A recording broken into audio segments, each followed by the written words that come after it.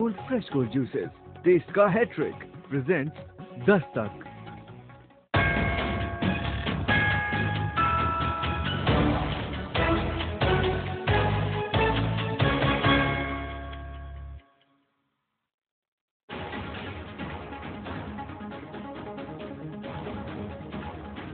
नमस्कार, मैं हूं पुण्य प्रसून वाजपेयी। दस्तक में आपका स्वागत है। हंगामा और शोर चुनाव का कुछ ऐसा कि अब सारी बिसात ओपिनियन पोल के जरिए ठीकरा भी फोड़ा जा रहा है और निशाना भी साधा जा रहा है। पहले सुन लीजिए आज की जुबानी जंग।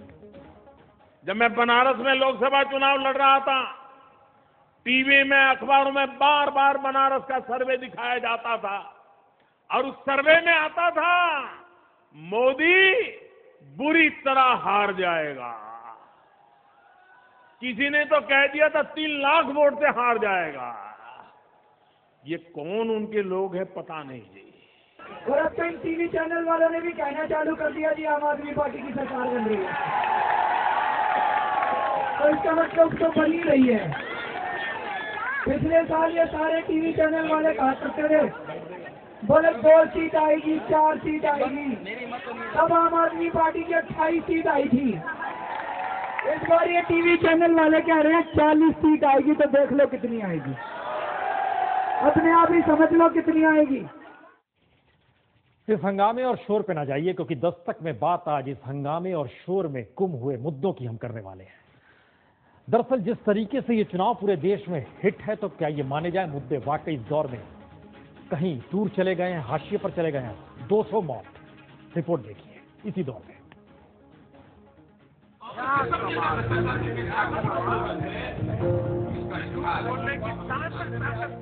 दिल्ली चुनाव के शोर में क्या सब कुछ दब चुका है? क्योंकि प्रधानमंत्री से लेकर राज्यों के सीएम तक चुनाव प्रचार में जुटे हुए हैं। दरअसल ध्यान दे तो दिल्ली चुनाव में चुनाव प्रचार के लिए सिर्फ केंद्र सरकार ही नहीं, बीजेपी के सीएम भी दिल्ली में सड़क पर है। लेकिन इस दौर में दिल्ली ही नहीं, आधे दर्जन राज्यों में सैकड़ों लोग स्वाइन फ्लू से जिस तरीके से खामोशी से मर रहे हैं या फिर इसकी गिरफ्त में आ चुके हैं, उस पर सरकारें कर क्या रही है, यह सब कुछ चुनावी शोर में ही दफन हो चला है।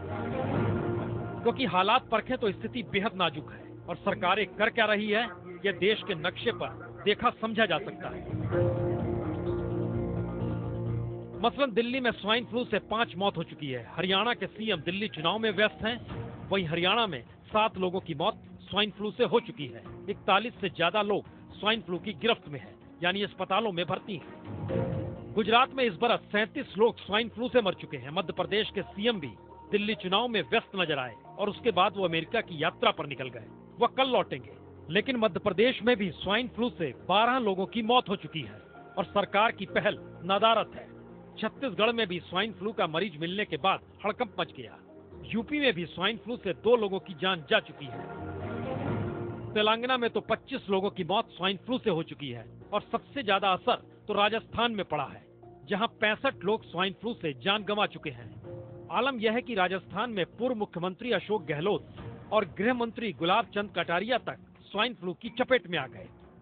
आधी सरकार दिल्ली चुनाव में व्यस्त है और राजस्थान की जनता स्वाइन फ्लू की मार से त्रस्त है। एक पर एक मौतें होती रही और राजस्थान सरकार हाथ पर हाथ दिए बैठी रही कि सर्दी का असर खत्म होगा तो स्वाइन फ्लू भी खत्म हो जाएगा।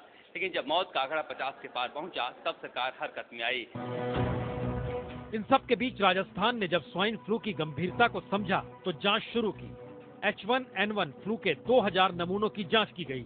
लेकिन इन सब के बीच तेज ठंड की वजह से स्वाइन फ्लू का असर लगातार बढ़ता जा रहा है। और इन सब के बीच राज्य के लिए अच्छी बात यह हुई कि राजस्थान की मुख्यमंत्री दिल्ली चुनाव प्रचार में आई नहीं, या फिर कहें उन्हें बुलाया नहीं गया। वो जो भी, स्वाइन फ्लू की गंभीरता को राज्य की सीएम ने समझा और इमरजेंसी मीटिंग बुलाकर सभी डॉक्टरों की छुट्टियां इस दौर में रद्द कर दी गई है। इतना ही नहीं, निजी लैब में मुफ्त जांच होनी चाहिए, इसके भी निर्देश दे दिए गए हैं। हमने कंट्रोल रूम स्थापित कर दिया गया है। माननीय मुख्यमंत्री जी ने डॉक्टर अशोक पांगड़े के नेतृत्व में एक टास्क फोर्स गठित किया है, जो प्रत्येक दिन रिव्यू करेगा और रिव्यू के आधार पर अपनी रणनीति बनाएगा। तो सीएम के राज्य में होने की वजह से अब राजस्थान में बकायदा स्वाइन फ्लू पर अभियान चलाकर स्क्रीनिंग की जा रही है और जिला स्तर पर अभियान भी चलाया जा रहा है। घर घर जाकर डॉक्टर चेकिंग भी कर रहे हैं। और इन सब के बीच 10 लाख टेमी फ्लू के टैबलेट के आदेश भी दिए गए हैं। लेकिन वो अभी नहीं, 4 दिन बाद पहुंचेंगे। जब तक दिल्ली चुनाव निपट चुका होगा। लेकिन सवाल ये सबसे बड़ा हो चला है कि दिल्ली चुनाव के आगोश में क्या देश में पहली बार तकरीबन 200 लोग स्वाइन फ्लू से मर चुके हैं और अभी तक इसे राष्ट्रीय संकट के तौर पर न देखा गया है, न ही राष्ट्रीय स्तर पर इस दिशा में कोई बड़ा कदम बढ़ाया गया है। क्योंकि केंद्र से टीमें जा जरूर रही है, लेकिन बड़े निर्णय लेने की स्थिति में अभी भी कोई नहीं है। और इन सब के बीच दिल्ली चुनाव के बाद क्या वाकई सरकारें सक्रिय होंगी? क्योंकि सच यही हो चला है कि दम तोड़ती जिंदगियों का फुटकर आंकड़ा अब सरकार, प्रशासन और आम लोगों को शायद चौंकाता नहीं। दरअसल चुनाव कितना बड़ा मुद्दा हो जाता है, इसका दूसरा नजारा मध्य प्रदेश में नजर आ रहा है। निकाय चुनाव में जीत, और इस वक्त मध्य प्रदेश के मुख्यमंत्री अमेरिका में है। वो वहां से 2 घंटे पहले उन्होंने ट्वीट किया, निकाय में जीत मिली, खुशी जाहिर की। लेकिन राज्य में इस दौर में 12 स्वाइन फ्लू से लोग मर गए, कोई चिंता नहीं। 41 के करीब मरीज हैं, कोई चिंता नहीं। देख लीजिए जश्न क्या है।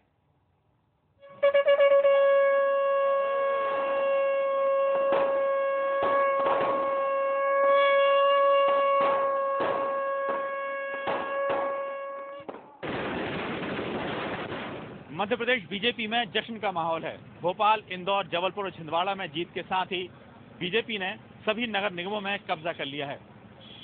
जाहिर है मुख्यमंत्री शिवराज सिंह चौहान का कद बरकरार है। ऐसे में जब दिल्ली में मोदी का जादू कुछ कम हुआ है, महत्वपूर्ण बात यह है कि मध्य प्रदेश के मुख्यमंत्री शिवराज सिंह चौहान समेत 100 से ज्यादा जिताऊ नेता दिल्ली में डेरा डाले हुए हैं और अब मध्य प्रदेश जीत का फार्मूला वो दिल्ली में भी अपनाएंगे। कैमरामैन निशाद के साथ अमित कुमार, भोपाल, आज तक। मुश्किल इतनी बार नहीं है, मुश्किल इसके आगे है। इस देश में राष्ट्रपति भी चिंता व्यक्त कर रहे हैं कि दरअसल सरकार कुछ दिशा में सुस्ती क्यों अपना रही है जहां काम होना चाहिए। मसला अध्यादेश को लेकर हो या फिर इन सब के बीच अब फैकल्टी में अपॉइंटमेंट को लेकर हो, नियुक्तियों को लेकर हो, देखिए ये रिपोर्ट समझ में आएगा कि वाकई मुद्दे फिर इस दौर में क्यों हैं। केंद्र के कामकाज पर राष्ट्रपति ने दूसरी बार उंगली उठाई है। याद कीजिए तो 25 जनवरी को राष्ट्रपति ने अध्यादेश को लेकर सरकार से संसद के महत्व को बनाए रखने की बात कही थी। तो आज देश भर के विश्वविद्यालयों में खाली पड़ी फैकल्टी के पदों को लेकर चिंता जताई है। दरअसल राष्ट्रपति भवन में आयोजित 40 केंद्रीय विश्वविद्यालयों के वीसी कॉन्फ्रेंस को संबोधित करते हुए राष्ट्रपति प्रणब मुखर्जी ने तमाम मुद्दों के अलावा देश भर में खाली फैकल्टी पदों की संख्या में बढ़ोतरी पर चिंता जताई। आंकड़ों के मुताबिक जहां वर्ष 2013 मार्च में केंद्रीय विश्वविद्यालयों में 37.3% पद खाली थे, वहीं दिसंबर 2014 तक बढ़कर 38.4% हो गए। केंद्रीय मानव संसाधन मंत्रालय के आंकड़ों के मुताबिक देश भर की आईआईटी में इस समय लगभग 40% फैकल्टी पद खाली है। वाराणसी और रुड़की आईआईटी में तो लगभग आधी फैकल्टी पर पद खाली है। वहीं दूसरी तरफ इसके मुकाबले आईएम में 20% पद खाली है, लेकिन इंदौर के आईएम में 90% पद खाली है। 90% ऑफ द स्टेट्स में पिछले 20 साल से ज्यादा हो गया असिस्टेंट प्रोफेसर का, लेक्चरर्स का परमानेंट अपॉइंटमेंट प्रक्रिया नहीं हुआ है।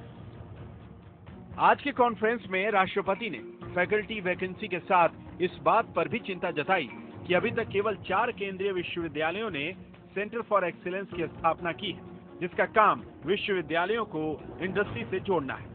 यानी कहीं न कहीं मानव संसाधन मंत्रालय के सुस्त कामकाज पर राष्ट्रपति ने उंगली उठाई और इस मौके पर मानव संसाधन मंत्री स्मृति ईरानी भी मौजूद थी।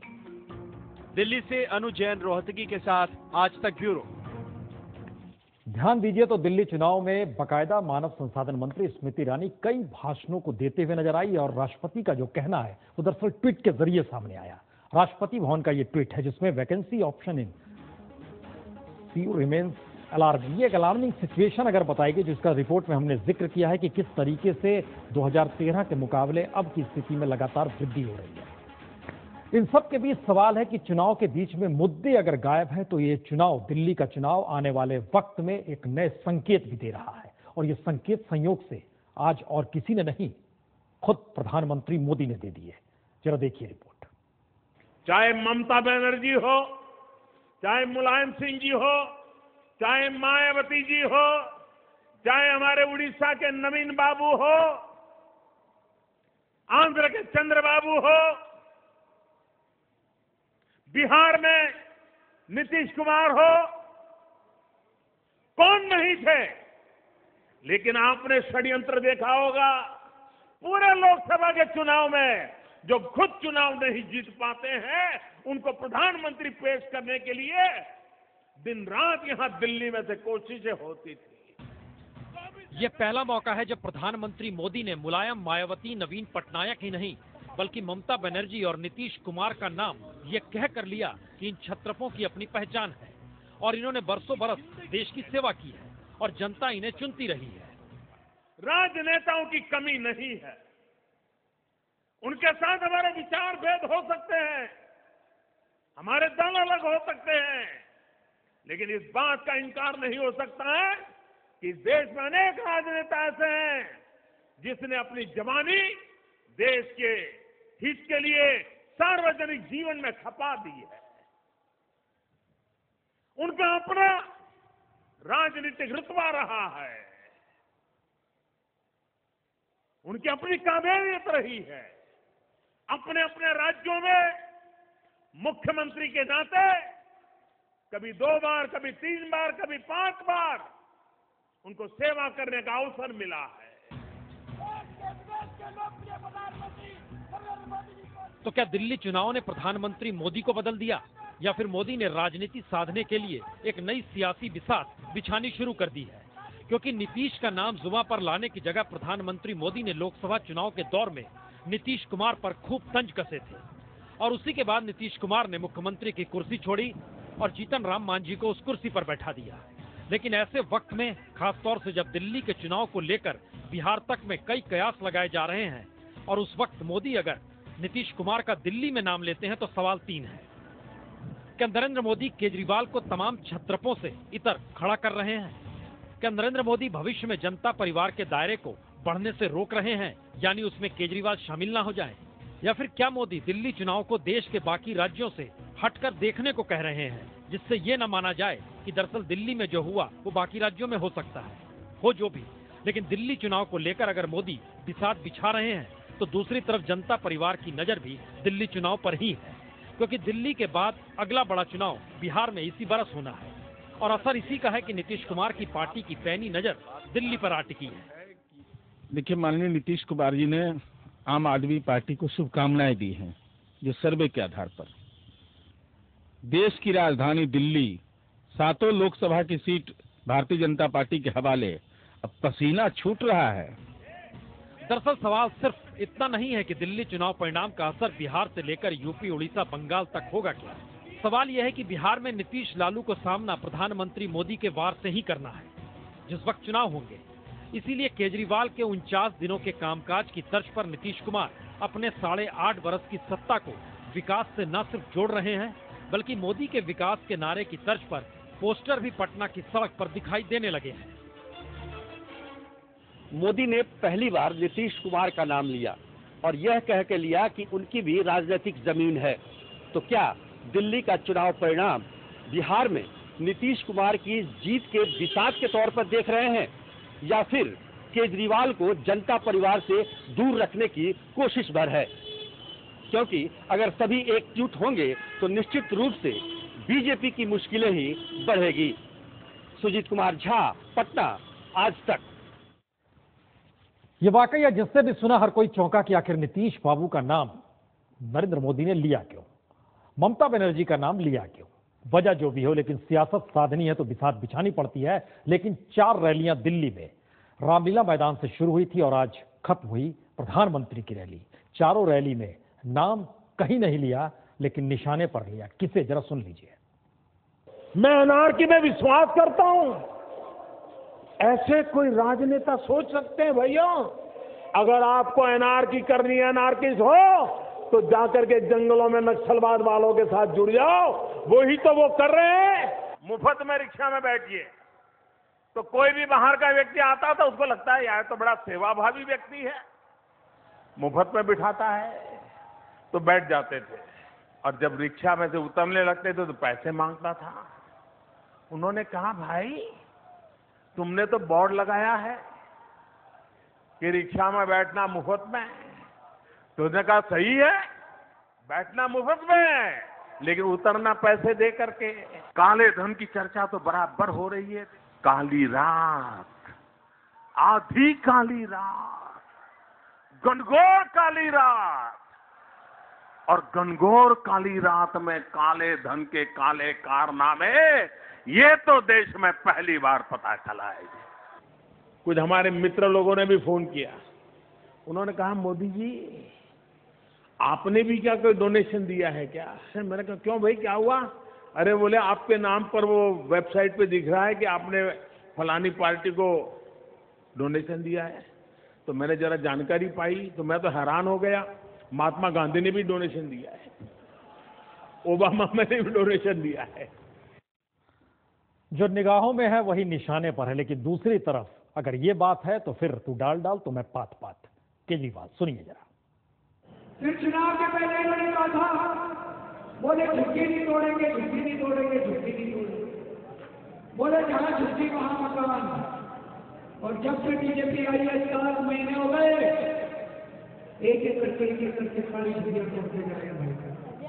इन्होंने ओखला की झुग्गियां तोड़ दी, इन्होंने रंगपुरी की झुग्गियां तोड़ दी, वजीराबाद की झुग्गियां तोड़ दी, वजीरपुर की झुग्गियां तोड़ दी, इन्होंने रतनपुर की झुग्गियां तोड़ दी, और किसी को पक्के मकान नहीं दिए। मैं गया रास्ता में हर जगह गरीब आदमी जिनकी झुग्गियां तोड़ी है, इतनी ठंड में खुले आसमान के नीचे सड़क पर। फिर चुनाव के पहले बीजेपी वालों ने कहा था, बोले काला धन लेके आएंगे, 170 लाख करोड़ रुपए स्विस बैंकों में पड़े हैं, 100 दिन में ले आएंगे, 15-15 लाख रुपए हर परिवार को देंगे। कहा था कि नहीं कहा?